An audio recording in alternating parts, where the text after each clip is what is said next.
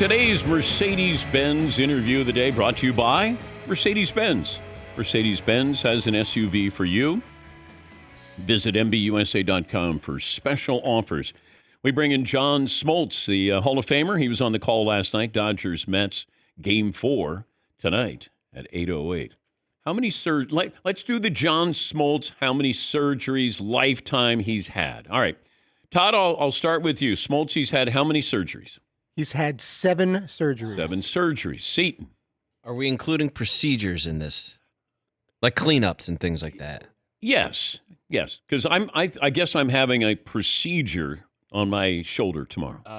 The first number that came to my head is a little high, but 22. Wow. Yeah. He's not Mark Schlereth. He's not. But I don't know. It just... Okay, Marvin, how many surgeries / procedures for John Smoltz? 11. Okay. Paulie? I'm going only 3, 2 baseball-related and 1 lifestyle-related. I'm going to go 4 for John Smoltz. John, how many surgeries, procedures have you had in your life? 13. How many? 13. 13. How many are baseball-related? Pretty much most of them. I've had, I should say I didn't have left shoulder surgery during the seasons. I probably should have. So I had 2 left shoulders done after I retired, 1 right shoulder done while I was playing, 4 elbows, 1 knee, and then after I retired, 2 hip replacements and a thumb surgery while I was playing. And I'm headed for a knee and 1 more shoulder, and I should be done for surgeries. Are you getting a replacement knee? Not a replacement. Hopefully not. Hopefully I can avoid that. I have to possibly get a replacement shoulder, which I'm not really thrilled about. But I will say, Dan, I just found out that you're having. Do you have a good recliner? Kind of. I think. That's where, if you have your shoulder surgery, that's where you're going to want to sleep the first 2 weeks. Okay. Just a hint, because you're having rotator cuff, I'm assuming? No. What are you having? It's just a cleanup. Oh, okay. All right. Yeah, clean then up. You'll be better. Yeah, an IL-6. All right. Yeah, okay. Gotcha. I had the labrum done. But, most great pitchers who throw hard have that surgery. And exactly right. Yeah, so I had that done. But, still haven't recovered. Shoulder surgery, by the way, not an exact science. They got hips down, they got knees down. Yep. Shoulders, not exactly. All right, let me get to last night. Shohei Ohtani's home run. Are you sure that it stayed fair when it went over the foul pole? Like, what was the angle there? And did Fox ever have an angle that was truly definitive there? From our vantage point, it sure looked like it was right over, super high, obviously, and looked like it landed fair. But I don't know that they're as high as he hit it. I don't know how you can get a real good angle on that. But he, down the line, he thought it was, obviously, and then it was guaranteed by replay. But when he first hit it, I was like, oh my gosh, this is a moonshot. And it really didn't hook that much at the end. Well, once he hit it, he has that sound, and we've talked about this before, that it's a sound different than any other baseball player, in my opinion, that you knew it was going to be far enough. The question was going to stay fair. Why do they pitch to him? Well, they have to with runners on. It's, look, I've said this, you got a better chance of winning the lottery if you think that the current trends are going to continue, meaning he hasn't gotten a hit with nobody on. That's just an anomaly. That just doesn't make sense. And what doesn't make sense is 17 for his last 20 with runners in scoring position. So I believe, and I still believe, at some point in this series, much like we saw in the Yankees, they walked Soto to pitch to Judge and loaded the bases.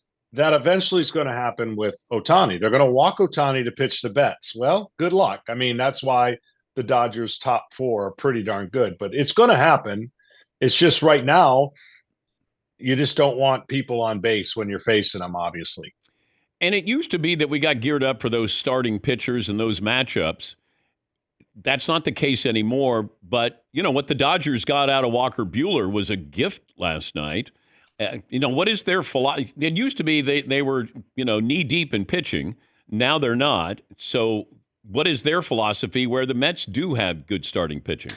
Yeah, you really are reading two different books, right? You're reading a book of traditional baseball by the Mets that carried them through the second half. Their starting pitching was fantastic. They did a great job getting in deep into the games. And then you got a team beat up in the Dodgers where their rotation on paper in the beginning of the year was phenomenal. And then everybody gets hurt. They don't have any real options. So they typically would leave Walker Buehler in that game 99% of the time in a regular season game. They just weren't going to do it with the bullpen and the necessity to bank that win. I hate it, for Walker Buehler because he did such an incredible job, especially rebounding from San Diego, because every pitcher wants to be in there when they haven't given up runs. But it's kind of the narrative that the Dodgers are playing by, and really they haven't lost a game doing it yet. So until they lose a game doing it that way, I don't think they're going to change. Who do you like in the series?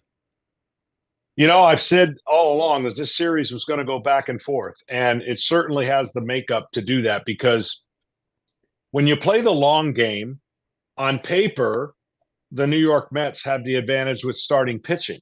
But that advantage was really last night, and they didn't take advantage of it, right? They didn't score. So now moving forward, Yamamoto and Jack Flaherty are going to be pitching, and then you got a bullpen possible game for the Dodgers. So I just think the series is going to be extended, and I still stand by it. It may not work out this way. The team that gets the most innings out of their starting pitching is going to win this series. I could be proven wrong because of what the Dodgers do, but I still think that's going to be the case. He's John Smoltz, Hall of Famer. He'll be on the call tonight, first pitch, 8:08, with the Dodgers and the Mets. At your peak, was there anybody, not that you feared, but let's remove Bonds from the equation. Okay. Where you were on the mound and that guy made you nervous? Like you did. How often would that happen at your peak? Yeah, and honestly, that happens more than you think. And the goal is to never let that be known, right? And you got to fake it on the mound. Tony Gwynn, 100%, not even close. Like if Tony Gwynn was up and there was first and third or man on second, you just know that guy was going to advance and he wasn't going to strike out. Albert Pujols had that fear. I had that fear factor with him. Big Papi, you just knew that the moment wasn't going to be too big for him. And a young Miguel Cabrera was unbelievable in he was beyond his years as a young player setting up a pitcher. So I learned at an early age, and Glavine really helped me do that kind of a stone face, kind of like, hey, just fake it. If you don't, don't let them know. And I learned how to do that, and hopefully I did it okay. Cabrera, one of the more underrated hitters in our lifetime, yes. Underrated players in our lifetime. But so how do you fake it? Like, I don't know what you do when you're on the mound. You act like a tough guy? Yeah, you just have the stare. When my Italian grandmother was alive, she didn't understand sports, and she didn't like that I had this mean face on the mound. And she said, I don't like that you don't smile. And I said, Grandma, you don't understand. I gotta be mean. I know, I'm not a mean person, but I got to trick those guys into thinking. And I learned to just kind of have the stare down, the barrel of the catcher and just not even really give much credit to them stepping in the box. And I wasn't afraid to go after the best. I lost sometimes, I won sometimes, but yeah, you just, if you don't have your stuff, and that's the worst part about pitching, when you leave, you're like, I don't have my stuff. And the best game, an example I can give you is, it was at the end of '96, and I was exhausted. And I'm facing the Yankees in the World Series. That's the game I lost 1-0 against Pettit. And I came in after the first inning, and I was sitting next to Tom Glav, and I go, Glav, I got nothing. I mean, I've got nothing. And you know what he said? He said, trick him. So I come in the second inning. I said, Glav, I am hanging. He goes, trick him. Third inning, I'm like, I don't think he goes, trick him. And I literally tricked him till I went 7 or 8, and we lose the game 1-0. And as soon as I got out of the game, I called our orthopedic over. I said, Doc, I need a shot at my shoulder right now. He goes, the season's over. I said, I don't care. I am barking. So I learned how to do that over time, and you just kind of part of your DNA. Who would you rather face, Aaron Judge or Shohei Ohtani? This is not. There's no easy answer, but Aaron Judge is a right-handed pitcher. I'd rather face the right-handed slugger. There's ways to get obviously both of them out. There's not a big way to do that, but Ohtani provides so many different challenges. Being a right-handed pitcher, that when he gets on, he's going to steal, and Aaron Judge can embarrass you with a 500-foot home run. They both can, but I honestly can say I was never. I felt like I had the advantage against every right-handed hitter, just the way I pitched. That didn't mean I always was successful, but some left-handers, man, when they got in the box, I'm like, oh, I got to pitch differently. Is there a home run sound from somebody that you still hear? Oh man, that yeah. You gave up. Oh yeah. First of all, I only gave up 2 runs in the All-Star games, and I got 2 losses. One of them was a Miguel Tejada home run at Tiger Stadium that my buddy still say hasn't come down. That was one. Got me the loss. And when I was closing, Albert Pujols hit a game winner in the 8th inning in St. Louis. I threw the ball. It's the only time in my career I was really mad coming into the game. It's a backstory, too long to tell. I was so mad that I threw this ball as hard as I could, first time and only time, and he hit it in the Big Mac land. I mean, as soon as he hit it, it was like game over. I know it, and I'm off the field, and I tried to destroy the curtains in the clubhouse. And another long story that almost broke my thumb. So those 2 stand out, but there's a lot of them. Like my theory is, if you're going to give it up, give it up. Don't be the wall cliffhanger, like you might rob it. If you're going to give it up, and I've given up some bombs. Greg Maddox said that to me. He said the ones that just trickled over the wall, those are the ones that crush you. He goes, yeah. If I throw it, you hit it, and you hit it 450 feet, good for you. It's the one that maybe shouldn't have gone out. Those are the ones that haunt you. Yeah, I had one in the 1991 NL pennant against the Pittsburgh Pirates. First inning, Game 7, Van Slyke's up, and he hit it, and I was so dejected. I'm like, game tied. All right, I was already processing like game tied, refocus. David Justice catches it at the wall, and Greg Olson comes out, and he goes, "Are you all right? Like, what's going on?" I said, "It's over." He goes, "What?" I said, "It's over. That was their chance." But I really thought he hit it. He hopped. Everything that you do when you hit it, you know you get it, and this one didn't go out.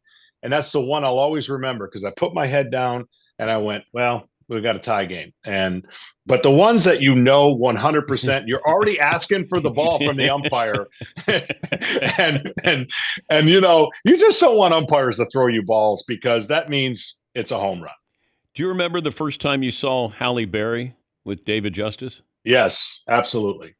We I'll tell you what, she was so nice. It was a unique time in our look. We had the Jane Fonda, and of course, our owner Ted Turner, but we never had anybody like superstar, where it was a total different time in that clubhouse. And she was so nice, and of course, we were in the middle of continuing to win. So yeah, absolutely. I met her. I did an interview with Justice at his condo, and she was there. And, at the time, I didn't know who she was. I don't know if anybody really knew. And I remember him telling me that he stays up to watch the 11 o'clock Sports Center. And I say to him during the interview, I said, with her in bed and you're going to watch Sports Center? And he goes, yeah. And I'm going, oh, my God. She was like, I couldn't stare at her. It was like staring into the sun. It was, she was like the Barry Bonds, I think, of, women around baseball. They were digging the long ball, even before, Maddox and Glavine. Yeah, that was a long time ago. Have fun tonight. And yes. Thanks, as always, for joining us, John. My pleasure, Dan. That's John Smoltz, Hall of Famer. He'll be on the call tonight. Dodgers, Mets, Game 4 on Fox.